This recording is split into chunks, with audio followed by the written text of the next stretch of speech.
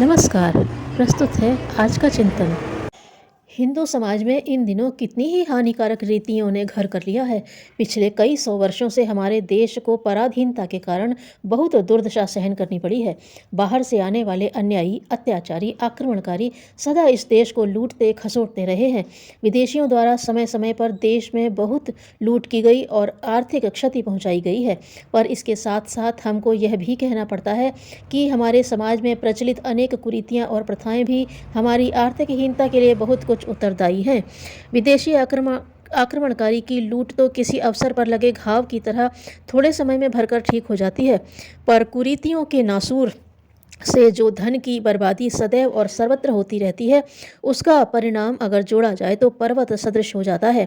हमारे यहाँ बड़ी बड़ी दावतों का रिवाज बहुत अधिक है। अनेक लोगों की निगाह में तो ऐसी दावतें नामवरी और प्रतिष्ठा का साधन मानी जाती हैं। बहुत से व्यक्ति दूसरों की होड़ करने के लिए हजार हजार व्यक्तियों के भोज कर डालते हैं। इस समय तो महंगाई और सरकारी नियमों से प्रायः रुक जाना पड़ा है, अन्यथा कुछ ही वर्ष पहले अनेक लोग 400-400, 500-500 व्यक्तियों की बारात ले जाते थे और कई दिन तक दावतें उड़ाकर भोज्य सामग्री का अपव्यय करते थे। अब भी कितने ही बड़े लोगों के यहाँ ऐसा दृश्य देखने में आता है। गाँव में अब भी प्रायः ऐसे मृतक भोज होते हैं जिनमें 4-4, 5-5 हजार व्यक्ति भोजन करते हैं। अनेक लोग तीर्थ यात्रा के उपलक्ष्य में सैकड़ों व्यक्तियों की दावतें कर डालते हैं। यहाँ के साधु नामधारी भी जो दूसरों से मांग कर अपना पेट पालते हैं, प्रायः 1000-2000 लोगों के भंडारे करके 50 मन खाद्य सामग्री खर्च कर डालते हैं। इन दावतों के उद्देश्य पर और उनके तरीके पर जब हम विचार करते हैं तो हमें उनकी कोई उपयोगिता नहीं जान पड़ती। हम विभिन्न संस्कारों या खुशी के अवसरों पर इष्ट मित्रों का सत्कार करने का विरोध नहीं करते, पर इस प्रकार के भोज स्वाभाविक और उपयुक्त रीति से दिए जाने चाहिए। 10-20 मित्रों या सगे संबंधियों का स्वागत सत्कार करना और बात है, और 400-500 परिचित अपरिचित व्यक्तियों की बहुत बड़ी ज्योनार या भोजों का भार उठाना और बात है।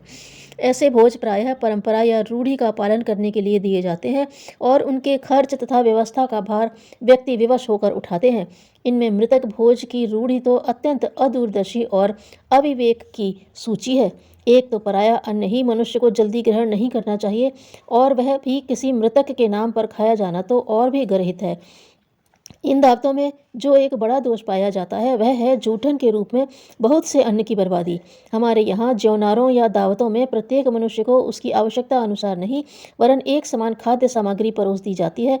यदि परोसी हुई चीज़ों में से कोई चीज़ किसी को पसंद न हो या स्वास्थ्य संबंधी कारण से वह उसे न खा सकता हो, तो भी वह उसकी पताल में रख दी जाती है। लेने वाला इनकार नहीं करता, पर बाद में उसे प्रायः ज्यों का त्यों छोड़ देता है। फिर बड़े आदमियों के यहाँ ब्याह बारात के अवसर पर प्रायः जबरदस्ती खाना परोसा जाता है, ताकि यह प्रकट हो सके कि वे वर पक्ष की कितनी अधिक खातिर कर रहे हैं। इसका नतीजा यह होता है कि जितना खाना खाया जाता है प्रायः उतना ही फेंका जाता है। इस दुष्वृत्ति को बढ़ाने वाले किसी का उपकार नहीं करते, वरन अपने धन की बर्बादी के साथ साथ दूसरों के लिए शारीरिक एवं मानसिक अभिशाप भरी परिस्थिति उत्पन्न करते हैं।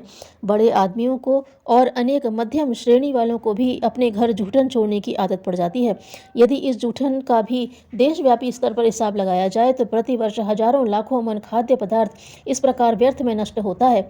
जिस समय देश में अन्न की कमी का रोना रोया जाता है और हर साल करोड़ों रुपए का अन्न बाहर से मंगाया जाता है, उस जमाने में इस प्रकार जूठन छोड़कर अपना बड़ापन जाहिर करना अथवा उस आदत को न सुधारना कितना बुरा और समाज के प्रति एक अपराध है, यह कहने की आवश्यकता नहीं। अगर धार्मिक और नैतिक दृष्टि से भी विचार किया जाए तो इस प्रथा में अनेक दोष जान पड़ते हैं। हमारे यहाँ अन्न को देवता माना गया है, अनेक स्थलों पर तो उसे ईश्वर का ही रूप बतलाया गया है। वास्तव में जब मनुष्य का अस्तित्व ही अन्न और अन्य प्रकार के खाद्य पदार्थों पर निर्भर है, तो उसे देवता मानना ही उचित है। जिस प्रकार वायु, जल, प्रकाश के बिना हम जीवित नहीं रह सकते और उनको वायु देवता आदि नामों से पुकारते हैं, उसी प्रकार अन्न देवता का महत्व भी स्पष्ट और सर्वविदित है। बड़ी बड़ी दावतें करके अन्न का अपव्यय करना और जूठन छोड़कर उसका अपमान करना किसी दृष्टि से युक्त और उचित नहीं कहा जा सकता। ये बड़ी हानिकारक कुरीतियां हैं जिनसे समाज की बड़ी क्षति होती है। अनेक परिवार तो ऐसी दावतों के कारण जीवन भर आर्थिक कठिनाई सहते रहते हैं।